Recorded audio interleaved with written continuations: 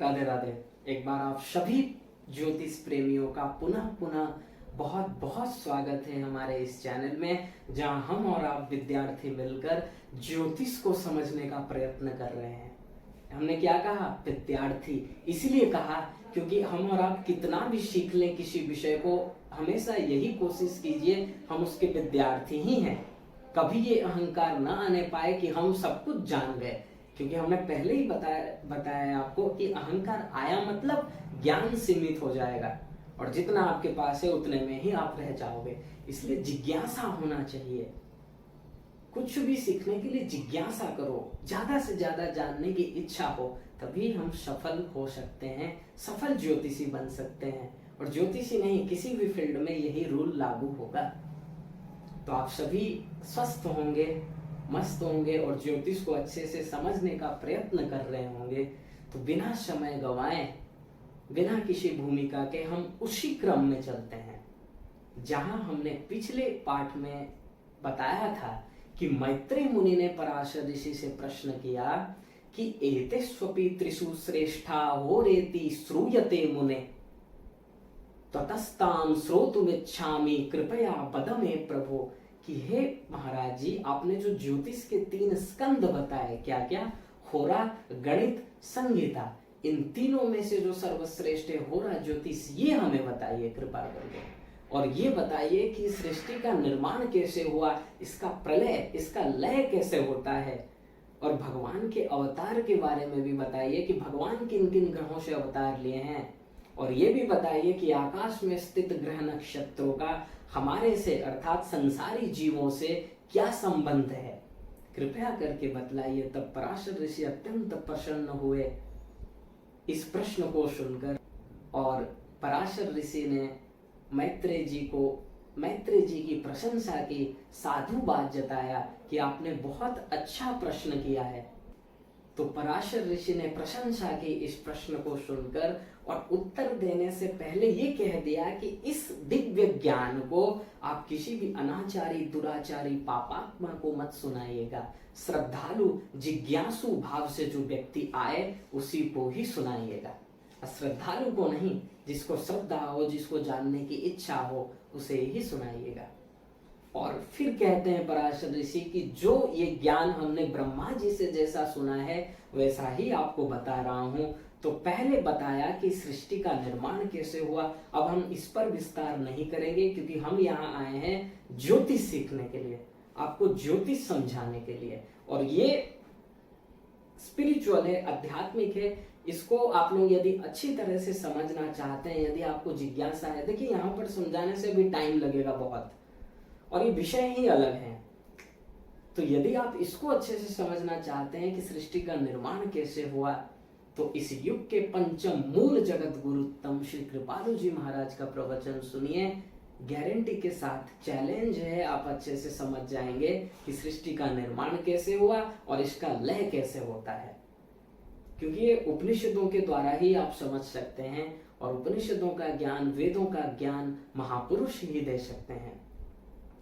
और उपनिषदों का ज्ञान महापुरुष अच्छे तरह से समझाते हैं, और श्री कृपालु जी महाराज जैसा कौन समझाएगा। इसलिए यदि आप वास्तव में जानने के उत्सुक हैं, जानने के इच्छुक हैं कि संसार का निर्माण कैसे हुआ, इसका लय कैसे होता है, तो श्री महाराज जी के प्रवचन को सुनिए। हम नेक्स्ट चलते हैं। पराशर ऋषि ने फिर बताया ग्रहों, पराशर ऋषि ने फिर बताया कि भगवान के जो अवतार हैं, अवतार कितने हैं? कोई कहता है 22, कोई कहता है 24, कोई कहता है 10, कोई कहता है असंख्य। अवतारा या संख्य या 1, 3, 26 भागवत 1, 3, 26 अर्थात पहले स्कंद के 3 अध्याय का 26वां श्लोक श्री सूत जी महाराज शौनकादि मुनियों से कह रहे हैं श्रीमद् भागवत महापुराण में कि भगवान के असंख्य अवतार हैं, 1, 2 नहीं है। क्यों? क्योंकि ब्रह्मांड असंख्य है, इसलिए अवतार भी असंख्य है। लेकिन यहाँ पर जो ज्योतिष में पराशर ऋषि ने बताया कि भगवान का जो अवतार है वो किन किन ग्रहों से हुआ है, किन किन ग्रह से परमात्मा अंश से भगवान का अवतार हुआ है, वो बताया गया है यहाँ पर। इसको समझने का प्रयत्न करते हैं। सबसे पहले आया, देखिए यहीं से शुरू हुआ ग्रह के बारे में। सबसे पहले आया सूर्य। सूर्य के यहाँ भगवान श्री राम का अवतार, सूर्य वंश में आप सभी जानते हैं। चंद्रमा श्री कृष्ण,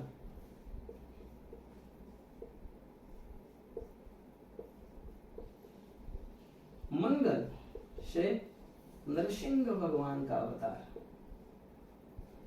बुद्ध से बुद्ध भगवान का अवतार। और यहां पर थोड़ा कंफ्यूज मत होइएगा, बुद्ध अर्थात काश्यप बुद्ध, वो सिद्धार्थ गौतम, सिद्धार्थ बुद्ध नहीं। जिन्हें आप बुद्ध भगवान समझते हो, सिद्धार्थ गौतम है, वो संत थे, वो भगवान नहीं थे। बुद्ध भगवान अर्थात काश्यप बुद्ध। और गुरु, यहाँ पर गुरु अर्थात बृहस्पति अर्थात जुपिटर से वामन भगवान का अवतार हुआ था। वामन भगवान की कथा भागवत के 8वें स्कंद में है, आप लोग पढ़िएगा या फिर सुनिएगा। बहुत आप सभी जानते ही होंगे, राजा बलि से जो 3 पग भूमि मांगने के लिए भगवान का अवतार हुआ था, 2 ही पग भूमि में स्वर्ग को नाप लिया, पाताल लोक को नाप लिया। एक पग भूमि भगवान ने कहा अब इसको कहाँ रखें, इससे क्या नापें। तब राजा बलि ने अपने आप को ही समर्पण कर दिया, तो भगवान प्रसन्न हो गए और सूतल लोक का राज्य दे दिया। और अगले मनवंतर में राजा बलि ही इंद्र बनेंगे, अगले मनवंतर में, अर्थात 8वें मनवंतर में। अभी जो मनवंतर चल रहा है ये 7वां मनवंतर है, वैवस्वत मनवंतर का भी 28वां चतुर्युग चल रहा है। ऐसे चतुर्युग एक मनवंतर में होते हैं 71। तो ये जब चतुर्युग 71 चतुर्युग बीत जाएंगे, अर्थात 71 चतुर्युग बीत जाएंगे, फिर अगला मनवंतर आएगा जहां इंद्र कौन बनेंगे, राजा बलि। और बलि कौन है, प्रहलाद जी के पुत्र विरोचन, विरोचन के पुत्र बलि भगवान के परम भक्त हैं। और चिरंजीवियों में भी इनका नाम है और 12 महाभागवत में भी इनका नाम है। तो फिर आया शुक्र ग्रह, यहां परशुराम जी का अवतार, शनि, कच्छप भगवान का अवतार, राहु, बराह भगवान का अवतार शुक्र, और केतु मीन भगवान का अवतार। तो इसको याद रख लीजिएगा, इन ग्रहों को तो याद रखना ही होगा। सूर्य, चंद्रमा, मंगल, बुध, गुरु, शुक्र, शनि, राहु, केतु, इसको याद रखना है। फिर से देख लीजिए, सूर्य, चंद्रमा, मंगल, बुध, गुरु, शुक्र, शनि, राहु, केतु। सूर्य से अर्थात सूर्य वंश में भगवान श्री राम का अवतार, चंद्रमा से श्री कृष्ण का अवतार, मंगल से नृसिंह भगवान का अवतार, बुध से बुद्ध भगवान का अवतार, गुरु से वामन भगवान का अवतार, शुक्र से परशुराम भगवान का अवतार, शनि से कच्छप भगवान का अवतार अर्थात कूर्म, कछुआ। समुद्र मंथन के समय जब मंदराचल पर्वत गिरने लगा तो भगवान कच्छप अवतार धारण कर लिए, जिसके ऊपर मंदराचल पर्वत स्थित हुआ। वासुकी नाग को रस्सी बनाई और समुद्र मंथन प्रारंभ हुआ। ये भी कथा 8वें स्कंध में। और राहु से बराह भगवान का अवतार, केतु से मीन भगवान का अवतार, ये आपको याद रखना है। अब यदि आपसे कोई प्रश्न करे कि सूर्य वंश में श्री राम का अवतार क्यों, चंद्रमा से श्री कृष्ण का अवतार क्यों, इनके बीच में सामंजस्य क्या है, कुछ ना कुछ सामंजस्य तो होगा ही कि इसी पर्टिकुलर ग्रह के यहाँ भगवान का अवतार हो रहा है। तो देखिए, सूर्य रिप्रेजेंट करता है लीडरशिप को, लीडरशिप का गुण, मर्यादा, अनुशासित जीवन। तो राम जी जैसा अनुशासित जीवन किसका होगा, राम जी जैसे अच्छे राजा कौन होंगे।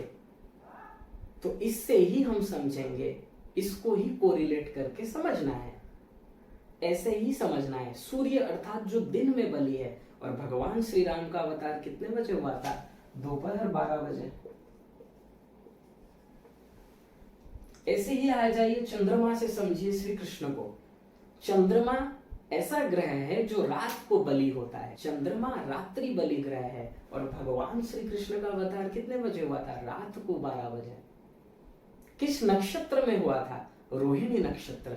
और रोहिणी नक्षत्र का स्वामी कौन है, चंद्रमा है। और चंद्रमा से हम चंचलता देखते हैं। श्री कृष्ण भी चंचल थे, राम जी तो मर्यादित थे, मर्यादा में रहते थे, एक पत्नी व्रत थे। और श्री कृष्ण के यहाँ 16,108 पटरानियां और अनंत गोपी, जो राम जी के अवतार काल में दंडकारण्य के संत मुनि आदि थे, जो बड़े बड़े तपस्वी थे, जिनकी ये कामना आ गई राम जी को देखकर कि काश हम स्त्री होते तो माधुर्य रस हमको भी मिलता। लेकिन भगवान श्री राम एक पत्नी व्रत थे, और वही जब श्री कृष्ण बनकर आए और वही संत मुनि सब गोपियां बनकर आई, तब भगवान ने प्रेम वितरण किया। चंद्रमा से हम विशुद्ध प्रेम का भी विचार करते हैं, और श्री कृष्ण ने भी ये समस्त जगत को प्रेम प्रदान किया। तो ऐसे ही इनको समझना है, अर्थात ग्रहों का जैसा गुण स्वरूप है उसी अवतार में वैसा वर्क आपको दिखेगा। अब देखिए मंगल, मंगल अर्थात अग्रेसिव, आक्रामक स्वभाव, क्रोध, बड़े बड़े आंख, लाल, बड़े बड़े नाखून। तो नरसिंह भगवान क्या ऐसे नहीं थे? जब खंबे पर प्रहार किया हिरण्यकश्यप ने, और भगवान जब खंबे से प्रकट हुए तो अत्यंत क्रोध, बड़े बड़े नाखून, आंख पूरा बड़ा बड़ा लाल, और पेट को चीर दिया हिरण्यकश्यप के। ब्लड को भी देखते हैं मंगल से, और उसकी आंतें को बाहर निकाल दिया। इतना क्रोध किनको? नरसिंह भगवान को। तो मंगल से पूरा सामंजस्य बैठ रहा है या नहीं बैठ रहा है? ऐसे ही हमको समझना है, ऐसे ही इन सभी ग्रहों को समझना है। तो आज हमने जाना कि किन ग्रह से, किस ग्रह से भगवान का कौन सा अवतार हुआ, और 9 ग्रहों के बारे में जाने। सूर्य, चंद्रमा, मंगल, बुध, गुरु, शुक्र, शनि, राहु, केतु, और 2 ग्रह होते हैं अरुण, वरुण, जिसे हम कहते हैं यूरेनस, नेपच्यून। इनको वैदिक ज्योतिष में नहीं लिया गया है। इन्हीं 9 ग्रहों से हमको फलित करना है, और नेक्स्ट क्लास में हम यही समझेंगे कि इन ग्रहों से हम जातक के गुण स्वरूप को कैसे बताएं, अर्थात ग्रहों के गुण स्वरूप के अनुसार ही जातक का आचरण, व्यवहार, स्वभाव आदि होगा। कोई जातक ज्यादा गुस्सा करता है, कोई जातक मधुर बोलता है, इतना मधुर कि लोगों को प्रभावित कर लेता है। कोई जातक बहुत ज्ञानी है तो कोई बहुत बुद्धू है। कोई जातक जब 2-4 लोगों के साथ बैठता है तो शर्माता है, चला जाता है, उठ के कुछ बोल नहीं पाता है। और कोई जातक में प्रबल भयंकर आत्मविश्वास, उनके मुख में स्माइल रहता है और आराम से रिप्रेजेंट करते हैं। ये सब हम कैसे समझेंगे? यही ग्रहों से समझना है कि ग्रहों को देखकर हम कैसे बता सकते हैं जातक के गुण स्वरूप को, उसके आचरण को, उसके व्यवहार को, उसके स्वभाव को। वो जो दिन भर करता रहता है, उसको क्या करना पसंद है, क्या नहीं पसंद है। कोई जातक को बहुत घूमना पसंद होता है, कोई जातक भगवान के भक्त हैं, भक्ति करते रहते हैं, भगवान से प्रेम करते हैं, संसार से वैराग्य हो जाता है। ये सब हम ग्रहों से कैसे समझें, अर्थात कौन सा ग्रह कैसा व्यवहार रिप्रेजेंट करता है, यही हम अगले क्लास में समझेंगे। आशा है आप सभी को आज का ये पाठ्यक्रम पसंद आया होगा। आप लोग ध्यान पूर्वक सुनिए, यदि एक बार में समझ में ना आए तो दोबारा सुनिए, आप अच्छे ज्योतिषी बन जाएंगे, इसमें कोई संशय नहीं है। आजकल महाराज बड़े बड़े इंस्टीट्यूशन में 2-2.5 लाख लोग समाप्त कर रहे हैं, 2-2.5 लाख देकर पढ़ रहे हैं, और उनको ये भी नहीं मालूम पंचधा मैत्री क्या होती है। उनको ये भी नहीं मालूम कि बुद्ध किसको मित्र मानता है, किसको शत्रु, किसको सम, और वो फलित क्या करेंगे बताइए। जब बेसिक नॉलेज ही आपको नहीं है तब फलित में आप आगे कैसे बढ़ोगे? इसलिए ये सब परमावश्यक है। और यदि भगवत कृपा हुई, जो भी हमको ज्ञान प्राप्त हुआ है भगवत कृपा से, वो सभी को हम इस चैनल के माध्यम से देने का प्रयत्न करेंगे। बस आप लोग एक ही काम कीजिए, ध्यान पूर्वक बस सुनते जाइए और स्वाध्याय किया कीजिए, तब आपको और ज्ञान में वृद्धि होगी, आप अच्छा कर सकेंगे। और लोगों का मदद कीजिएगा ज्योतिषी हो जाने के बाद। देखिए, कभी भी ये मत कोशिश कीजिएगा कि ज्यादा से ज्यादा लोगों से धन ले लें, वो तो मिलेगा ही आपको, लेकिन आपका एक ज्योतिषी के नाते कर्तव्य यही होना चाहिए कि हम लोगों को सही रास्ता दिखाएं, उनको सत मार्ग दिखाएं, गलत मार्ग न दिखाएं। और यदि कोई श्रद्धालु है और वो फाइनेंशियली, आर्थिक स्थिति से ज्यादा देने में सक्षम नहीं है, तो हमारा ये जिम्मेदारी होता है कि हम उनकी मदद करें और भक्ति के बारे में भी बताएं, भगवान की भक्ति से जोड़ें। ये सब गुण होना चाहिए एक ज्योतिषी में। यदि अपने आप को ज्योतिषी कहते हो, ये सब गुण होना ही चाहिए। तो अगले क्लास में फिर मुलाकात होगी, तब तक के लिए राधे राधे।